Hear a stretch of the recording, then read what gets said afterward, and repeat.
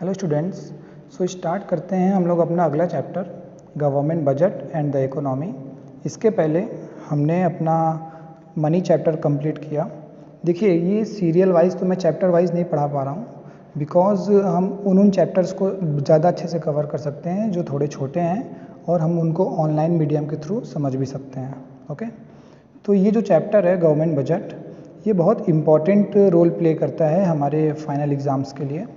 तो government budget की बात करें तो इसको सबने कभी ना कभी कहीं ना कहीं सुना ही होगा कि बजट होता क्या है और बजट कैसे बनाया जाता है। सारा कुछ जो भी बजट की चीज़ें हैं वो सब हम इसमें पढ़ेंगे।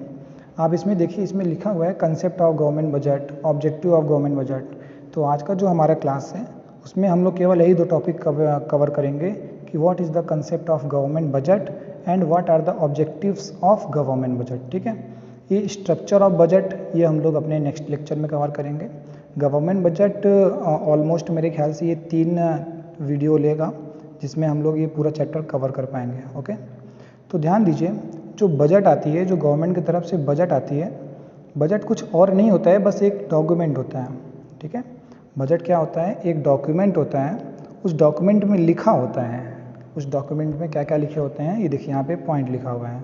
उस डॉक्यूमेंट में ये लिखा होता है the financial performance of the government over the past year. मतलब पास्ट ईयर, पिछले साल गवर्नमेंट ने क्या क्या चीज़ें किए हैं, मतलब कहाँ कहाँ हमारे पैसों से खर्चा किए हैं। मतलब देखिए, गवर्नमेंट पैसे तो हम ही से लेता है टैक्स के फॉर्म में, जो पब्लिक ऑफ द इंडिया है उन्हीं से पैसे लेते हैं in the form of tax, और उसी पैसे को यूज़ करता है कंट्री के डेवलपमेंट पर्पज़ के लिए। तो गवर्नमेंट पैसे कहाँ पे खर्च किए और कहाँ कहाँ से कितने पैसे आए, वो पूरा फाइनेंशियल परफॉर्मेंस देता है। किसको? उस बजट में शो होता है। And the financial programmes and policies of the government for the next 1 year. मतलब पिछले साल गवर्नमेंट ने क्या क्या खर्चे किए, कहाँ कहाँ पे खर्चे किए, और आने वाले 1 साल के अंदर गवर्नमेंट कहाँ पे और खर्चे करने जा रही है और कितना खर्चा करेगी। ये सारा एस्टिमेटेड होता है, एक्चुअल नहीं होता है, क्योंकि हम पहले से नहीं बता सकते हैं ना कि आने वाले साल में हम एक्चुअल में 1 लाख करोड़ रुपए खर्चा करेंगे।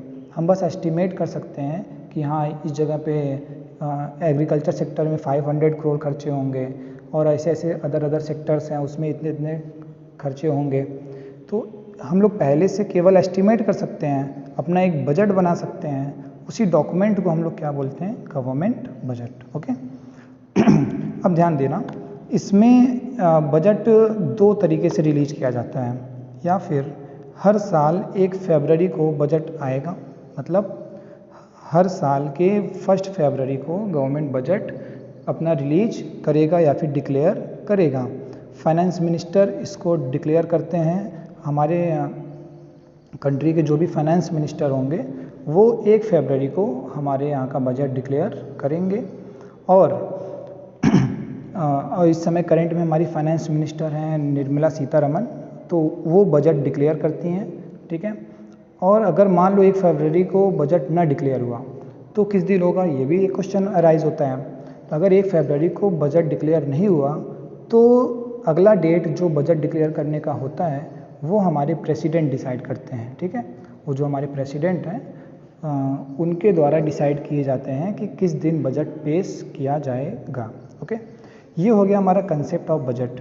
बजट क्या होता है? Budget is a document in which the financial performance of the government over past year and the financial programmes and policies of the government for the next 1 year are recorded.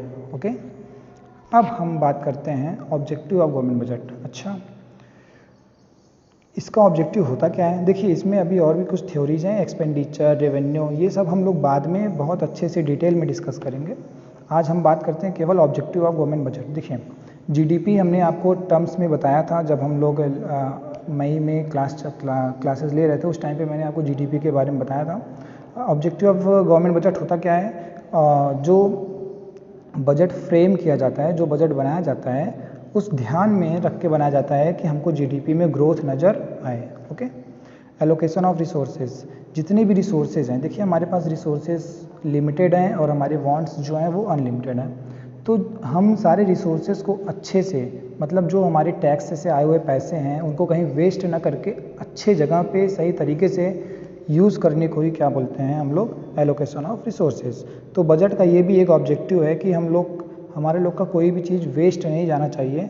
सारा जो हमारा resources हैं, जो money हो गया या फिर कुछ भी हो सकता है, वो सही से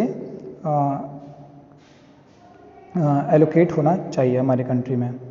अगला जो हमारा ऑब्जेक्टिव है वो है प्रोविज़न ऑफ पब्लिक गुड्स। अगला जो ऑब्जेक्टिव है वो क्या है, प्रोविज़न ऑफ पब्लिक गुड्स। इसका मतलब क्या हुआ, देखिए इसमें क्या लिखा है, supply and demand forces in the market economy do not allow enough production of public goods. देखिए पब्लिक गुड्स क्या होता है, जो गुड्स हम लोग कंज्यूम करते हैं वही तो होता है पब्लिक। पब्लिक के लिए बनाया हुआ गुड्स को ही क्या बोलेंगे, public goods. These are those goods which satisfy collective needs of the people. देखिए जो बजट का ऑब्जेक्टिव होता है वो पब्लिक गुड्स ज़्यादा मात्रा में, देखिए हमारी कंट्री का पॉपुलेशन जो है वो अराउंड 130 करोड़ है। तो 130 करोड़ के पॉपुलेशन को क्या कहते हैं, उनको कंजम्पशन के लिए गुड्स मैन्युफैक्चर होने चाहिए। तो बजट का ये भी एक ऑब्जेक्टिव होता है कि जो पब्लिक गुड मैन्युफैक्चरिंग सेक्टर है उसमें कभी भी कोई भी कमी ना आए। ओके, अगला जो हमारा ऑब्जेक्टिव है बजट बनाने का वो क्या है, redistribution of income and wealth. देखिए इसको क्या बोलते हैं हम लोग, budget of the government shows it's comprehensive exercise on the taxation and subsidies. देखो जो भी इनकम एंड वेल्थ जनरेट किया जाता है हमारे कंट्री के अंदर, वो किस में शो किया जाता है, बजट के ही थ्रू। जैसे देखिए हम रीडिस्ट्रीब्यूट कैसे कर सकते हैं, by imposing taxes on rich and giving subsidies to the poor. जैसे देखो हम रिच लोगों से ज़्यादा टैक्स रिकवर करें और पुअर्स को सब्सिडी के रूप में प्रोवाइड करते हैं, तो जो हमारा इनकम है वो क्या हो गया, रीडिस्ट्रीब्यूट हो गया ना। हमने एक जगह से जनरेट किया और दूसरी जगह क्या कर दिया, उसको डिस्ट्रीब्यूट कर दिया।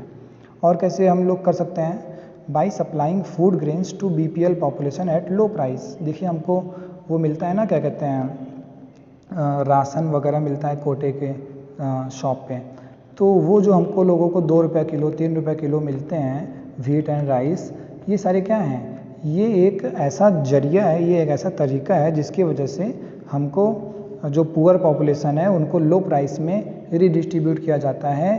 तो देखिए वो एक्चुअली गवर्नमेंट भी उसको खरीदती है थोड़े महंगे प्राइस पे, ठीक है, लेकिन हमको डिस्ट्रीब्यूट करती है कम प्राइस पे। तो ये सारी चीज़ें किस में मेंशन की जाती हैं, बजट में हमारे, ठीक। अगला क्या हो गया हमारा, बैलेंस्ड रीजनल ग्रोथ। मतलब जो रीजनल ग्रोथ है हमारा, सारे रीजन का ग्रोथ होना चाहिए, कोई भी ऐसा रीजन छूटा नहीं होना चाहिए जहाँ का ग्रोथ ना हो। अगर मान लो किसी reason, backward region,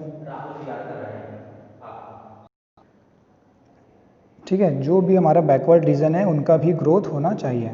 employment opportunities, सबसे बड़ा जो हमारे कंट्री का प्रॉब्लम है वो क्या है, एम्प्लॉयमेंट अपॉर्चुनिटीज़। तो एम्प्लॉयमेंट अपॉर्चुनिटीज़ भी क्रिएट होनी चाहिए हमारी कंट्री में, ये ऑब्जेक्टिव होता है हमारे गवर्नमेंट बजट का। और जो हमारी पूरी इकोनॉमी होती है वो क्या होनी चाहिए, स्टेबल होनी चाहिए, ठीक है।